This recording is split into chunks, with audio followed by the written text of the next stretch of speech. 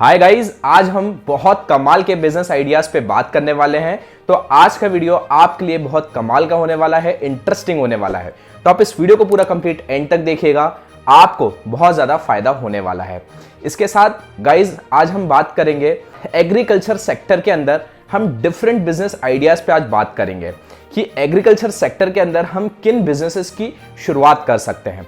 इसके साथ साथ हम ये भी बात करेंगे कि इन बिजनेस को स्टार्ट करने के लिए इनिशियल लेवल पे कितना इन्वेस्टमेंट चाहिए रहेगा, प्लस इस बिजनेस में रिस्क कितने रहेंगे, राइट, सो दैट आप सही तरीके से सही नॉलेज लेके अपने खुद के एग्रीकल्चर सेक्टर में अपने बिजनेस की शुरुआत कर सके।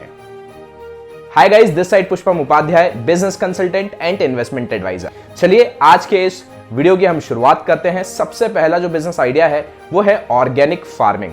So guys, organic farming basically होता यह है कि इसके अंदर हम वेजिटेबल, फ्रूट्स और क्रॉप्स को ग्रो करते हैं विदाउट एनी फर्टिलाइजर और केमिकल का यूज करके।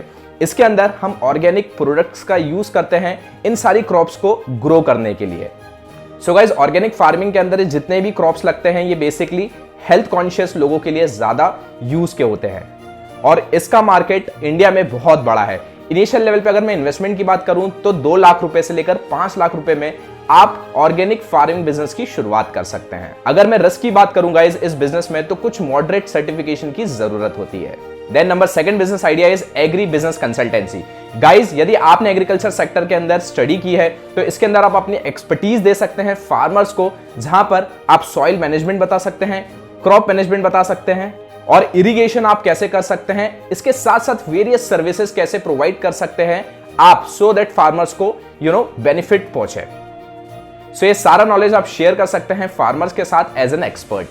इस बिजनेस में अगर मैं इनिशियल लेवल पे इन्वेस्टमेंट की बात करूं गाइस तो इस बिजनेस में आपको 1 लाख रुपीज से लेकर 2 लाख रुपीज का इन्वेस्टमेंट होने वाला है। इसके साथ जो रिस्क है इस बिजनेस में वो ज्यादा नहीं है। यहां पर डिपेंड करता है कि आपकी एक्सपर्टीज कितनी है उस फील्ड में, प्लस इसके साथ साथ आपका नेटवर्क कितना बड़ा है। जितने ज्यादा फार्मर्स आपके टच में होंगे उतना ज्यादा आपको यहां से बेनिफिट मिलने वाला है। Then number third business idea is mushroom farming. Guys, इस बिजनेस को स्टार्ट करने के लिए आपको कंट्रोल्ड एनवायरनमेंट चाहिए जहां पर आप मशरूम्स को ग्रो कर सकते हैं। इसके बाद आप मशरूम को ग्रो करके मार्केट्स में और रेस्टोरेंट्स में उसको सेल आउट कर सकते हैं। इनिशियल लेवल पे अगर मैं इन्वेस्टमेंट की बात करूं इस बिजनेस में तो 1 लाख रुपए से लेकर 3 लाख रुपए के अंदर आप इस बिजनेस की शुरुआत कर सकते हैं। यदि मैं बात करूं इस बिजनेस में रिस्क की तो इस बिजनेस पे जो रिस्क है वो बहुत लो है। आपको यहां पर सिर्फ टेक्निकल नॉलेज होना चाहिए जो आपको फील्ड से मिल सकता है, इसके साथ साथ एक्सपर्ट से मिल सकता है और आप YouTube से भी टेक्निकल नॉलेज ले सकते हैं। Then number fourth business idea is dairy farming. इस बिजनेस के अंदर गाइज आप स्मॉल स्केल पे डेयरी फार्मिंग के बिजनेस की शुरुआत कर सकते हैं जहां पे आप मिल्क सप्लाई कर सकते हैं, चीज सप्लाई कर सकते हैं, पनीर सप्लाई कर सकते हैं और वो सारे प्रोडक्ट्स जो मिल्क से रिलेटेड हो सकते हैं। इस बिजनेस में इनिशियल लेवल पे इन्वेस्टमेंट 5 लाख रुपीज से लेकर 10 लाख रुपीज तक हो सकती है। एंड अगर मैं रिस्क की बात करूं इस बिजनेस में तो इस बिजनेस में आपको आपके एनिमल्स की प्रोटेक्शन करनी पड़ेगी, आपको उनकी केयर करनी पड़ेगी, आपको उनको डिसीज से बचाना होगा। Then number fifth business idea is herbal and medicine plant farming. इस बिजनेस के अंदर आप हर्ब्स एंड मेडिकल प्लांट्स को कल्टीवेट कर सकते हैं जो कि आयुर्वेदिक एंड फार्मास्यूटिकल इंडस्ट्रीज में यूज में आता है। इस बिजनेस में अगर मैं इन्वेस्टमेंट की बात करूं तो इनिशियल लेवल पे 3 लाख रुपीज से लेकर 5 लाख रुपीज में आप इस बिजनेस की शुरुआत कर सकते हैं। एंड यदि मैं रिस्क की बात करूं इस बिजनेस में गाइस तो जो रिस्क है वो मॉडरेट है। आपके पास यहां पर मार्केट डिमांड होनी चाहिए प्लस मार्केट एक्सेस होना चाहिए आपके प्रोडक्ट्स को सप्लाई करने के लिए। Then number 6 business idea is bee keeping agriculture business.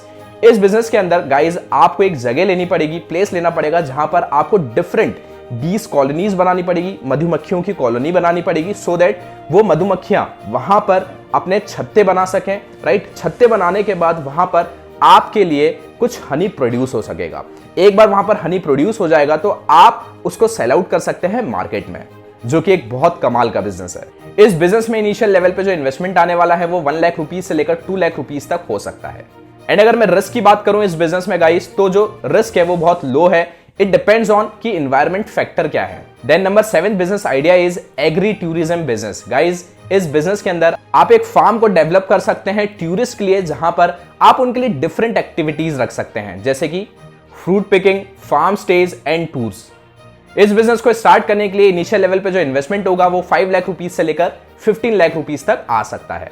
इस बिजनेस में जो रिस्क है वो मॉडरेट है एंड इट डिपेंड्स ऑन कि टूरिस्ट कितना आते हैं आपके फार्म पे।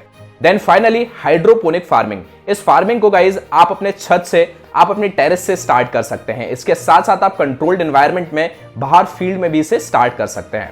यदि आप घर से इसकी स्टार्टिंग करेंगे तो यहां पर आप 50,000 से हाइड्रोपोनिक फार्मिंग की शुरुआत कर सकते हैं और इसमें अच्छा रेवेन्यू जनरेट कर सकते हैं।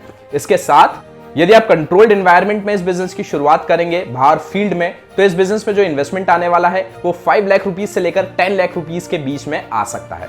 एंड इस बिजनेस में अगर मैं रिस्क की बात करूं तो वो हाई है यदि हम कंट्रोल्ड एनवायरनमेंट में इस बिजनेस की शुरुआत करते हैं, क्योंकि इसमें टेक्निकल प्लस एक्सपर्टीज नॉलेज आपके पास होना चाहिए।